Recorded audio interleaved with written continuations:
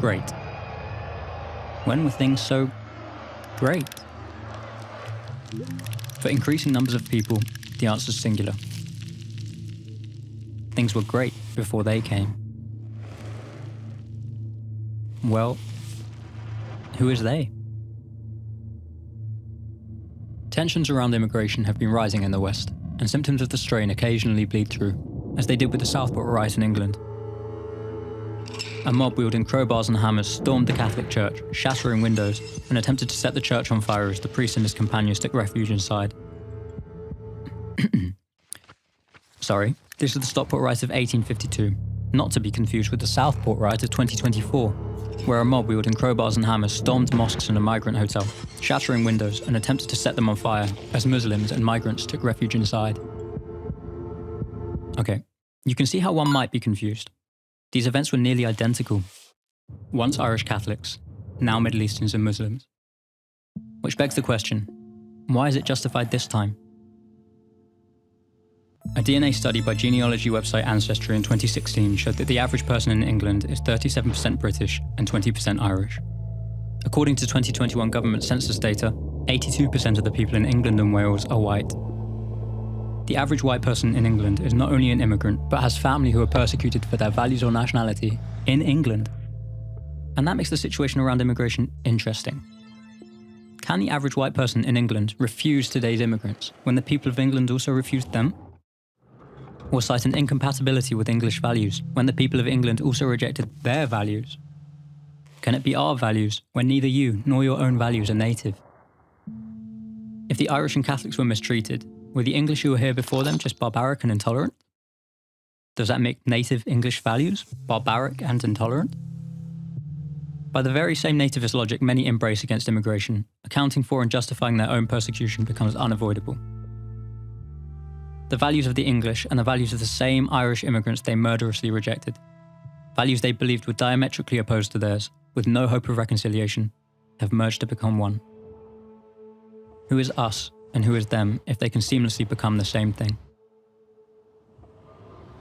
In the US, the arrival of Irish immigrants in the mid-1800s and the Italians at the turn of the 20th century was labelled an invasion, the wrong kind of immigration. The largest mass lynching in US history wasn't that of African Americans, but 11 Italians lynched in New Orleans in 1891 for the murder of a police chief. 6 of the defendants had been acquitted, a further 3 ended in mistrial. The New York Times described the lynch mob as consisting of the city's best element. The Times described Sicilians as sneaking and cowardly, pests without mitigation.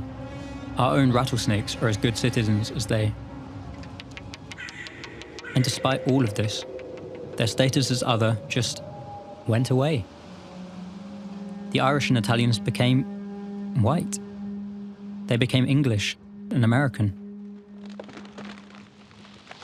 In 1922, a man named Jim Rollins was convicted of having a sexual relationship with a woman of a different race.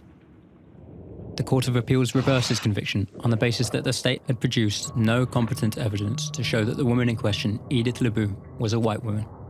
She was, in fact, an immigrant from Sicily, which the court determined can in no sense be taken as conclusive that she was therefore a white woman. The answer to the question, is an Italian white, fundamentally changed in 100 years.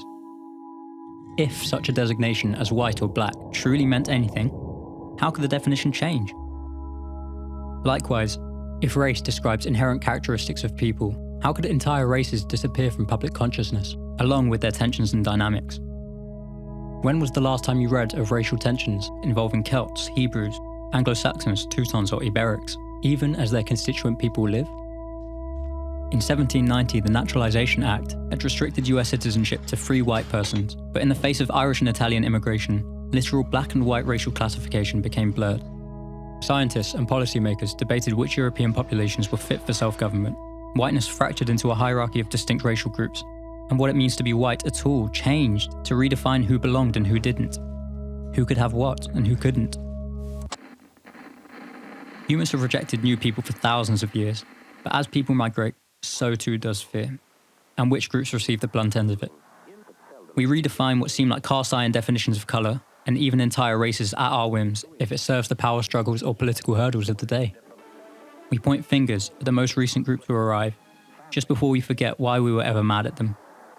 Or in truth, that we were ever mad at all. And sure as anything, those same victims repeatedly assimilate into a group who persecutes the next, having forgotten what they too experienced. What makes today's caricature of the undesirable migrant mean anything more than the one that marked you the same way? Whether Middle Eastern, African, white British or white American, we have all been the undesirable other, outcast and turned away, even from the countries we call our own. Perceived racial purity or nativism is always stained with the DNA of a previous era's undesirables, tarred with their values and their customs. We are all immigrants. We are the people who didn't want us, and the people they didn't want. As Timothy Snyder writes in his book On Tyranny, nationalism is relativist. The only truth is the resentment we feel when we contemplate others. So when it comes down to it, are we all just undesirables? What's the sense in that?